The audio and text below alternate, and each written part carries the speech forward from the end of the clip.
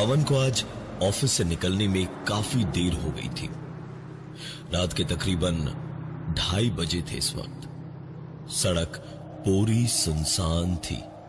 रह रह के कहीं कहीं किसी सड़क के कुत्ते उसकी गाड़ी के पीछे भौंकते और फिर भागते भागते रुक जाते। पवन गाड़ी काफी तेज चला रहा था जब अचानक एक मोड़ पर मुड़ते ही पवन ने एक झटके से गाड़ी रोकी, क्योंकि सामने से तकरीबन 60 साल का एक आदमी बैसाखियों के सहारे चलता हुआ सड़क पार कर रहा था। ब्रेक्स लगाने में जरा सी देर हो गई होती तो बहुत बड़ी मुसीबत हो गई होती। इतनी रात को एक उम्र दराज आदमी ऐसी हालत में पता नहीं कहां जा रहा हो। पवन ने सोचा कि उसकी मदद कर दे। उसने शीशा उतारकर कहा, अरे चाचा, इतनी रात को कहां चले? आप कहें तो कहीं छोड़ दूं आपको। वो आदमी पवन की ओर पलटा और मुस्कुराकर अपना सर हिला के इशारे से मना कर दिया और गली में कहीं गुम हो गया। पवन ने भी सोचा, ठीक ही है, मैंने तो मदद करने की ही सोची थी, बुढ़ाऊ ना माने तो मेरी क्या गलती। पवन ने अपनी गाड़ी बढ़ाई और आगे चल दिया। भूख भी उसे बहुत तेज लग रही थी। उसने गाड़ी की स्पीड बढ़ाई और अपनी मस्ती में ही वो गाड़ी चला रहा था जब एक बार फिर से अचानक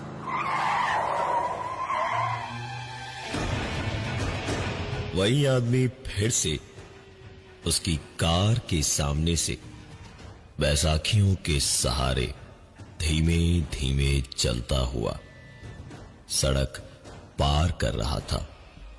पवन एक पल को तो उसे देखता ही रह गया, लेकिन फिर सोचा कि जरूर गली गली होता हुआ कोई शॉर्टकट रास्ता होगा यहां तक का। उसने एक बार फिर रुकी हुई गाड़ी में बैठे बैठे चाचा से पूछा, अरे चाचा, कितना हॉर्स पावर लगाए हैं पैर में? हाँ, आइए आइए, मैं छोड़ देता हूं आपको जहां भी जाना हो।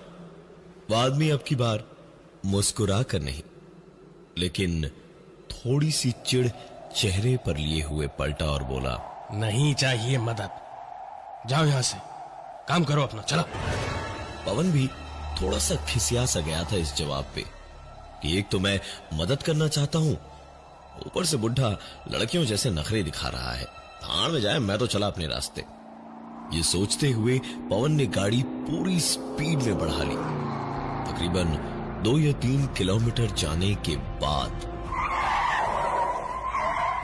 पवन के हलक से लेकर पेट की आंतों तक सब कुछ सूखता हुआ सा महसूस हुआ। पवन को बैसाखियों के सहारे चलते हुए बूढ़े चाचा उसे सामने दिखाई दिए। पवन ने इस बार गाड़ी का शीशा नहीं उतारा और ना ही लिफ्ट देने की बात करने की सोची, और तभी एकदम से चाचा पलटे और पवन की गाड़ी की ओर अपनी एक टांग और बैसाखियों के सहारे दौड़ने लगे। पवन के दिल की धड़कन बढ़ गई थी, माथे पर पसीना भर गया था और दिमाग में जैसे 440 वोल्ट का करंट दौड़ रहा था। उसने गाड़ी तुरंत रिवर्स की और भगा दी दूसरे रास्ते की ओर, लेकिन कोई फायदा नहीं था। चाचा बैसाखियों और एक टांग से भी किसी घोड़े की तरह दौड़ते हुए गाड़ी के बिल्कुल करीब थे और पवन से चिल्लाकर बोल रहे थे, अरे आओ आओ ना, आओ आओ, बिठाओ हमें गाड़ी में, छोड़ दो वहां आगे तक, आओ आओ आओ, पुण्य कमा लो थोड़ा बुड्ढे आदमी की मदद करके, आओ। इतना कहना भर था उसका कि पवन अपनी नींद से जागा। दरअसल पवन अभी एक सपना देख रहा था। पवन के ऐसे नींद से जागने की आवाज से रोहित भी जाग चुका था। रोहित उसका रूममेट था। उठकर उसने तुरंत बोला, अरे क्या हुआ पवन, तू ठीक तो है? पवन ने माथे का पसीना पोंछा। उसकी जैसे जान में जान आई थी। उसने सर हिलाकर इशारे से ही रोहित को बोला कि सब कुछ ठीक है। लेकिन रोहित उठकर उसके पास में बैठा और उसने दोबारा कहा, क्या हुआ भाई, बुरा सपना देखा क्या कोई? पवन ने हाँ कहा तो रोहित ने उससे कहा कि ऐसे रात रात भर काम करने की वजह से उसका दिमाग खराब हो गया है। रोहित ने पवन से कहा कि इतनी रात में अच्छे मौसम में ड्राइव पे जाएंगे तो मूड बेहतर हो जाएगा। पवन को भी नींद तो अब आने से रही। वो भी तुरंत मान गया। दोनों ने कपड़े बिना बदले ही गाड़ी की चाबी उठाई और ड्राइव पर निकल पड़े। नवंबर का महीना था। बढ़िया सा मौसम था, रात का वक्त और ठंडी ठंडी हवा। पवन को अब काफी बेहतर महसूस हो रहा था। दोनों ने हाईवे पर एक जगह रुककर चाय पी और थोड़ा बहुत खाया पिया और फिर वापस घर की ओर निकले तो गाड़ी में पवन ने रेडियो ऑन कर दिया। पवन गाड़ी चलाता हुआ और रोहित साथ में बैठे बैठे गाने के साथ साथ गुनगुनाते हुए अपना सफर आगे की ओर बढ़ा ही रहे थे जब अचानक पवन ने कार की ब्रेक्स लगाई और सामने कोने में देखने लगा। उसे अपनी आंखों के सामने थोड़ी दूरी पर वही आदमी एक टांग और बैसाखियों के सहारे सड़क पार करता हुआ दिखाई दे रहा था। पवन का तो जैसे रगों में दौड़ता खून सूख गया था। गाड़ी में चलते एसी में भी उसके छूटते हुए पसीने और एक टक एक ही तरफ देखने पर रोहित ने कहा, पवन अबे तुझे हुआ क्या है? तू उधर क्या देख रहा है? गाड़ी क्यों रोकी है और तू बोलता क्यों नहीं कुछ?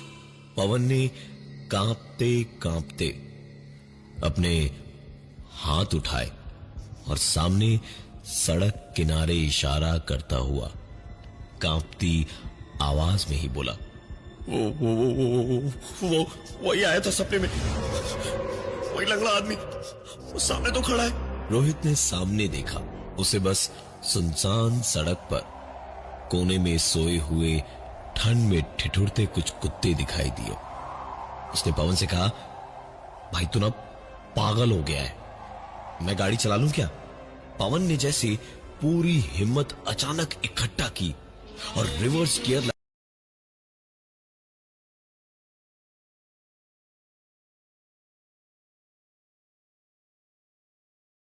लगाया और साथ ही उसकी गाड़ी के रेडियो पर बजता गाना भी बदल गया।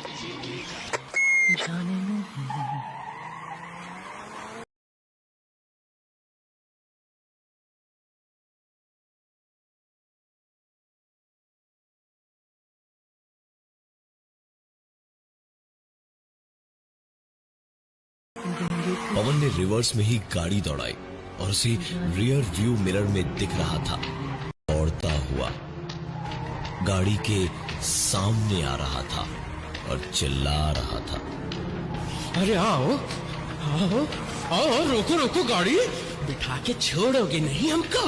हैं? आओ लिफ्ट दो, पुण्य कमाओ थोड़ा है। आओ। पवन ने गाड़ी रिवर्स करके गाड़ी मोड़ी और तुरंत हाईवे की तरफ भगाने लगा। रोहित गाड़ी में बैठे बैठे ऐसे अचानक पागलों जैसी पवन की हरकतें देखकर भड़क गया और उस पर चिल्लाया, बे पवन तू पागल हो गया क्या? ये क्या कर रहा है? गाड़ी इतनी स्पीड में क्यों चला रहा है तू? पवन ने रियर व्यू मिरर में देखा और उसी में देखते देखते एक सेकंड को पीछे पलट के देखकर बोला, पता नहीं लेकिन अभी ये जरूरी है, चुपचाप बैठा रहे और ज्यादा बातचीत मत कर। इतना कह के पवन बस गाड़ी चलाता रहा और बार बार कभी रियर व्यू मिरर में देखता तो कभी गाड़ी धीमी करके खिड़की से बाहर पीछे देखता। रोहित को कुछ भी समझ नहीं आ रहा था। वो तो जैसे पागल हुआ जा रहा था घबराहट से कि कहीं कोई एक्सीडेंट ना हो जाए। गाड़ी कुछ और आगे बढ़ी तो रोहित ही पवन पर चीखा, गाड़ी रोक पवन, गाड़ी रोक, बाकी सब कोई तुझसे और तेरे गुस्से से डरते होंगे, मैं नहीं डरता हूं। गाड़ी रोक वरना अच्छा नहीं होगा, मैं कह दे रहा हूं। पवन ने एक पल को पलट के रोहित को देखा और फिर जैसे बेहोशी से जागकर उसने ब्रेक्स मारे थे। गाड़ी एक झटके से बहुत तेजी से रुकी और पवन को स्टीयरिंग से चोट लगते लगते बची। गाड़ी रुकते ही रोहित ने धक्के मारते हुए पवन को गाड़ी से नीचे उतारा और कहा, क्या कर रहा है तू ये सब? हाँ, ये क्या हो रहा है? किससे भाग रहा है तू और क्या क्या हो क्या रहा है ये सब? रोहित इसके आगे कुछ भी बोले उससे पहले ही पवन उस पर पलट के चीखा, अरे तो मैं क्या करूं? मुझे खुद समझ नहीं आ रहा है कि ये सब क्या हो रहा है। वो एक पैर और बैसाखियों वाला देखा नहीं? हाँ, कैसे पीछे पीछे आ रहा था हमारे। भागू ना तो क्या करूं? खड़े खड़े उसके आने का इंतजार करूं मैं? पवन को लगा था कि इस बात पे तो कम से कम रोहित समझेगा, लेकिन रोहित ने पलट के एक ऐसा सवाल पूछा जिसने पवन के होश एक बार फिर उड़ा दिए। उसका सवाल था, अरे कौन बैसाखियों वाला आदमी भाई? कहां देखा तुमने ऐसा आदमी? पवन इस पर कुछ बोले इससे पहले ही उसका ध्यान कार के सामने वाले शीशे पर होती एक आवाज पर गई।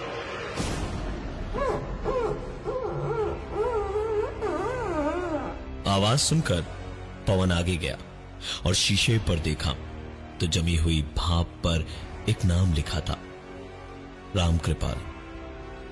और उस नाम को अपनी आंखों से जितनी देर में पढ़ पाता पवन, उससे पहले ही एक आवाज उसके कानों में आई। कुछ याद आया पवन बाबू? मेरे पैसे कहाँ हैं? पवन तुरंत पलटा। आसपास सिर्फ एक रोहित के अलावा और कोई नहीं था। पवन ने तुरंत कपड़े से गाड़ी का कांच पोंछा और दौड़कर गाड़ी में बैठा। उसके पीछे पीछे रोहित भी बैठा। गाड़ी स्टार्ट करके पवन ने कार को जितनी हो सकती है उतनी तेजी से दौड़ाया और सीधे घर पहुंचते ही उसने अपने कमरे में दन फाइल्स निकाल के देखनी शुरू की और देखते देखते फाइल्स का अंबार सा लग गया। आखिरकार एक फाइल मिली जिसे अपने हाथों में लेकर देखते ही पवन ने अपना माथा पीट लिया। बिना वक्त बर्बाद किए अगले ही दिन पवन ने उस फाइल का निपटारा किया और तकरीबन 11 लाख का चेक बनवाकर रामकृपाल के घर पहुंचा। लेकिन राम नाम सत्य है, राम नाम सत्य है, राम नाम वहां चेक लेने वाला कोई नहीं था। वहां जमा लोगों की भीड़ से पूछा तो पता चला कि रामकृपाल की बीवी भी मर चुकी थी। पवन अब वो चेक देता भी तो किसे देता? खुद तो रखने का सवाल ही नहीं था। रामकृपाल का एक ही बेटा था जो गांव में फैली बीमारी का शिकार होकर मारा गया। सब कुछ बेच बिचाकर गांव से जब शहर में आया तो पढ़ा लिखा तो ज्यादा था नहीं।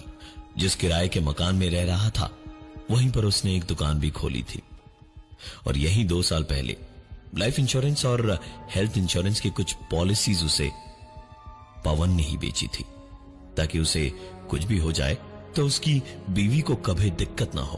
पवन ने पॉलिसी बेचते हुए कहा था, चाचा ले लो पॉलिसी, तुम्हारी भलाई के बहाने हम बच्चे थोड़ा पुण्य कमा लेंगे। कुछ ही दिन पहले एक एक्सीडेंट में उसकी एक टांग कट गई थी, जिसके बाद एक बैसाखी और एक टांग पे इंश्योरेंस कंपनी के चक्कर लगा लगा के थक गया, लेकिन उसे पैसे नहीं मिले। बीमारी में बिना दवा के पहले रामकृपाल मरा और फिर उसकी बीवी। पवन ने फॉर्जरी का काम करके सारे पैसे अपने नाम किए और उसी से अपनी कार का लोन चुकाया। पवन ने खर्च किए हुए 4 लाख रुपए और अपनी जेब से इधर उधर सब कुछ जोड़कर पूरे 11 लाख का चेक बनवाया था। और अब जब कोई उस चेक को लेने वाला ही नहीं था तो पवन ने सोचा कि पैसों की चोरी से ही तो दिक्कत है ना, मैं ये पैसे भले काम के लिए डोनेट कर देता हूं। उसने तुरंत जाकर एक अनाथालय में चेक जमा कर दिया और मंदिर में प्रसाद चढ़ा के अपने घर आया कि अब शायद बला टल गई है। दिन भर छुट्टी लेकर घर में ही बंद रहा पवन और 2 दिन बाद उसी अनाथालय से फोन आया और पवन को मिलने के लिए बुलाया। पवन वहां पहुंचा तो अनाथालय के मैनेजर ने साफ साफ कह दिया, देखिए पवन जी, ये चेक हम आपसे ले नहीं सकते। इसका बैकग्राउंड चेक हमने किया तो कोई हिसाब नहीं मिल रहा है आपके अकाउंट का। हमें बेफजूल की दिक्कत में मत डालिए और अपना ये चेक आप वापस ले जाइए। और इतना कह के पवन को उसका चेक वापस दे दिया गया। पवन उसे लेकर बाहर निकला तो सड़क पार करके अपनी गाड़ी की तरफ जाते हुए एक गाड़ी ने उसे टक्कर मार दी। पवन एक हफ्ते तक बेहोश था। रोहित ने ही सारी भाग दौड़ की और जब आखिरकार 7 दिन के बाद पवन को होश आया तो उसने देखा कि उसकी दाईं टांग काटनी पड़ी थी। पवन खुद को संभाल नहीं पा रहा था और रोए जा रहा था। जब रोहित ने उसे संभाला, भाई रो मत यार, देख जो होना था वो हो गया। सबसे बड़ी और अच्छी बात यह है कि जिंदा है भाई, और क्या किस्मत है तेरी। मेरे पास तो फूटी कौड़ी नहीं थी, वो तो तेरी जेब से चेक मिल गया था, उसी पैसों से तेरा इलाज हुआ है। पवन बस रोहित का मुंह ही देखता रह गया। तकरीबन 1 और महीना हॉस्पिटल में रहने के बाद पवन को डिस्चार्ज किया गया। कंपनी ने उसको निकाला नहीं, इंसानियत के नाते उसको रखे रहे कि कम से कम फोन पे ही क्लाइंट ले आएगा। लेकिन तकरीबन 1 ही महीने में उन्हें पवन को उसकी दिमागी हालत बिगड़ने की वजह से निकालना पड़ा, क्योंकि पवन जिसके भी पास पॉलिसी बेचने जाता, उनके पॉलिसी के बारे में पूछने पर वो एक ही बात बताता, देखिए सर, बाकी सब तो ठीक है, लेकिन अगर कहीं आप मर गए या आपका एक्सीडेंट हो गया तो आपकी पॉलिसी का सारा पैसा ये 2 कौड़ी का आदमी ले लेगा।